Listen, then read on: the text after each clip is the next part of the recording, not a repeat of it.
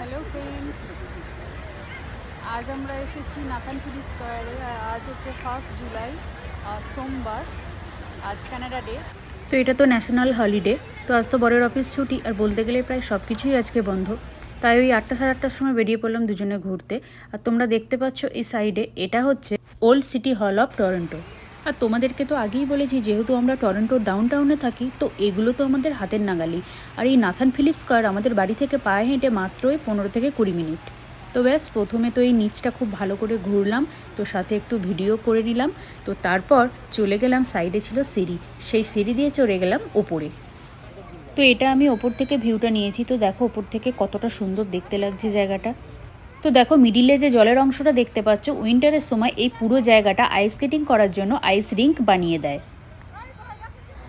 তো ব্যাস, এই ওপর থেকে কয়েকটা ফটো আর কয়েকটা সেলফি তুলে নিয়ে চলে গেলাম নিচে। আর তার সাথে আজকে ওয়েদারটাও ছিল একদম ক্লিয়ার। তো এখন ওই রাত্রি 9:30 মতন বাজবে, তো অল্প একটু অন্ধকার হয়ে এসেছে। আর সেই সময়ও আমি নিয়ে নিলাম আর একটা ভিডিও। তো দেখো এখন এরিয়াটা আরও কতটা সুন্দর দেখতে লাগছে। তো এই জায়গাটা তোমাদের কেমন লাগলো অবশ্যই কিন্তু আমাকে কমেন্ট করে জানিও। তো ব্যাস, এবার চলে গেলাম বাড়ির দিকে। তো সবাইকে টাটা।